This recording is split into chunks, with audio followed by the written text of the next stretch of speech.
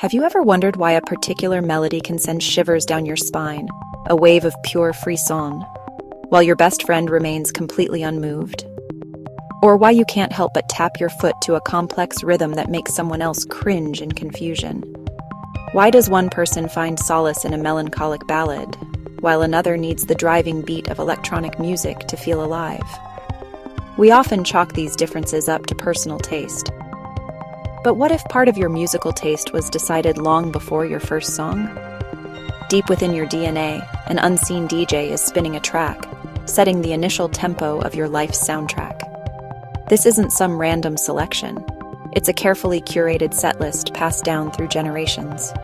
A double helix of musical notes glows faintly, a biological blueprint for your auditory world. This isn't science fiction. It's the fascinating intersection of genetics and music. Is your playlist written in your DNA? We assume our experiences are the sole authors of our tastes, the songs our parents played on long car rides, the rebellious anthems of our teenage years, the first dance at a wedding, the tunes shared by friends that become the soundtrack to our memories. And of course, those powerful factors matter immensely. But science shows they're only part of the story. Your biological makeup provides the hardware. It predisposes you to certain reactions and sensitivities. Imagine your genetic code as a concert hall. Some halls amplify bass, others let violins soar. Your genes are the architects, building your unique auditory pathways and wiring your brain's reward centers. They influence fundamental abilities, like your capacity for absolute pitch, how precisely you process complex rhythms, and even how much dopamine, the pleasure chemical, is released when you hear a satisfying melody. This blueprint doesn't force you to love Beethoven and hate hip-hop, but it tunes your brain to certain musical elements. You're not a passive listener. Your life, your culture, your choices play in that hall. They interact with your biology. The result? A personal symphony that echoes genetic heritage. Understanding this interplay unlocks music's profound personal power. It's a duet between nature and nurture. We're just learning to listen to both. To understand how genes can influence something as personal as music taste, we first need to look at the fundamental biology of hearing and emotion. When sound waves enter your ear, they set off a physical chain reaction. They are converted into electrical signals by the tiny, intricate structures of your inner ear. These signals travel along the auditory nerve to your brain, where they are processed in various regions. The information arrives first at the auditory cortex, but it's quickly shared with areas governing emotion and memory. This is where the magic and the genetics truly begin. Your brain doesn't just hear a collection of frequencies and durations, it's an active interpreter. It searches for patterns, anticipates what comes next, and connects the sounds to a rich tapestry of emotions and memories. This entire intricate process, from the mechanics of your eardrum to the chemistry of your neurons, is orchestrated by a set of instructions, your genes. Think about the components of music: pitch, tempo, timbre. Our ability to distinguish between a high note and a low note, or to recognize the unique sound of a guitar versus a piano, is not a given. This skill relies on the precise structure of our auditory system. It's a skill that varies from person to person, with a biological basis. Scientists have identified genes linked to absolute pitch, the rare ability to ID a note without reference. That extreme example shows just how directly musical abilities can tie to genetic inheritance. Similarly, our sensitivity to rhythm and our capacity to feel the groove are shaped by the speed and efficiency of our neural wiring, which is shaped by DNA. Beyond perception, what about pleasure? Music enjoyment links to the brain's reward system, especially dopamine. When you listen to a song you love, your brain releases dopamine, the same chemical tied to pleasurable acts like eating a delicious meal or falling in love. And a huge part of this pleasure comes from anticipation, your brain rewarding itself for correctly predicting what's next.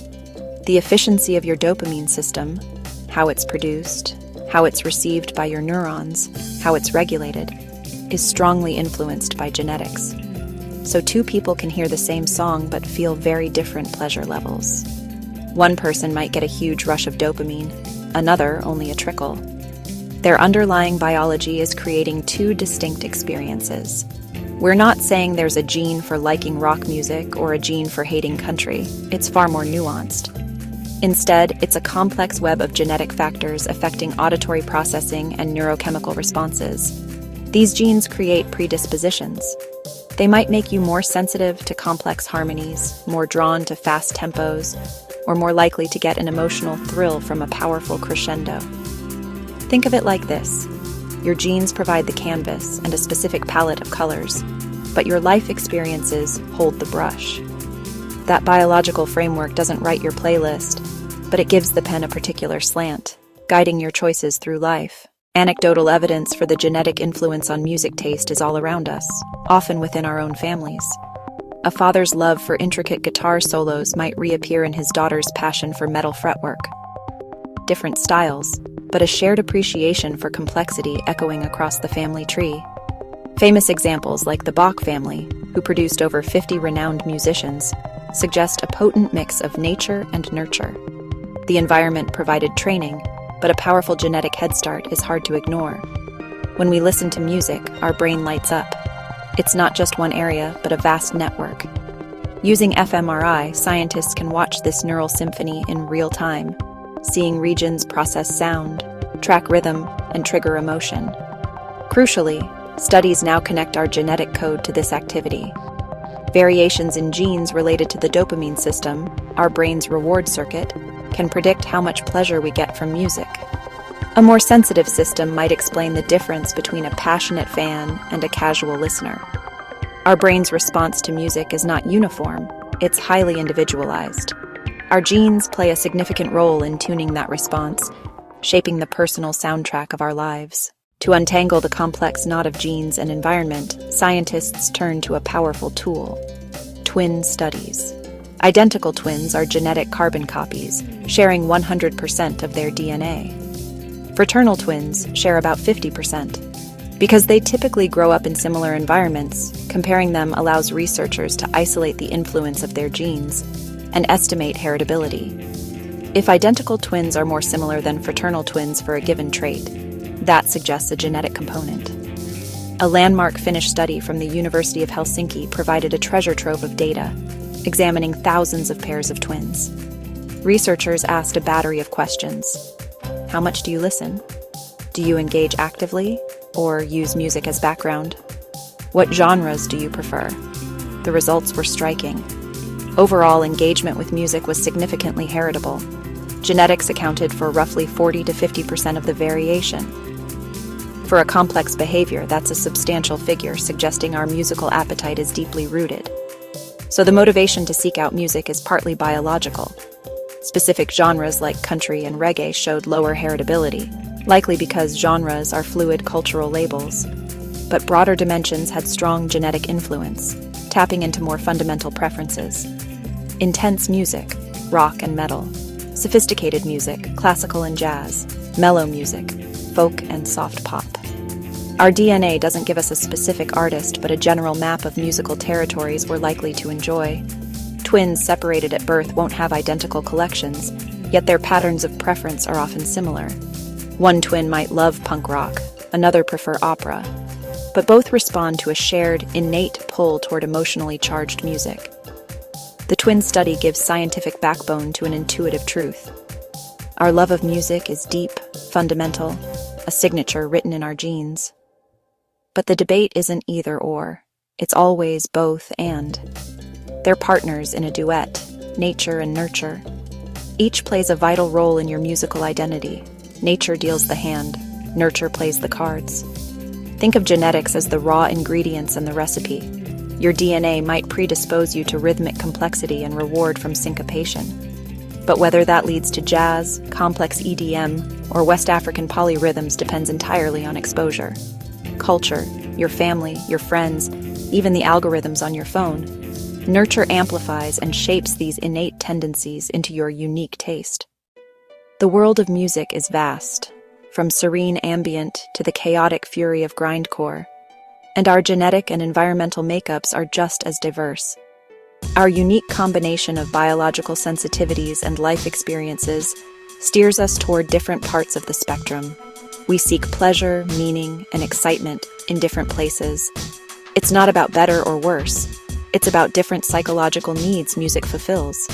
Some prefer complex, sophisticated, unpredictable music, classical, jazz, progressive rock, often aligning with higher openness to experience. They enjoy deconstructing patterns and being challenged. The reward is intellectual engagement and technical brilliance. Others prefer energetic, intense, loud music, not aggression, catharsis, and emotional release, especially for more introverted or reserved individuals. Genetically, differences in arousal regulation can make high-intensity stimuli exhilarating rather than overwhelming. Many gravitate toward mellow, relaxing, atmospheric music, folk, ambient, soft R&B, for emotional regulation, comfort, and introspection. Simple melodies, gentle rhythms, organic textures can serve as a sonic balm, lowering stress and inviting reflection. Culture provides the language of music, scales, harmonies, rhythmic structures, learned over a lifetime. Raised on Western pop, microtones or complex talus can feel jarring. Not genetic incompatibility, but learned grammar shaping expectation. Technology transformed nurture, from limited local sources to global catalogs fueling innate curiosities.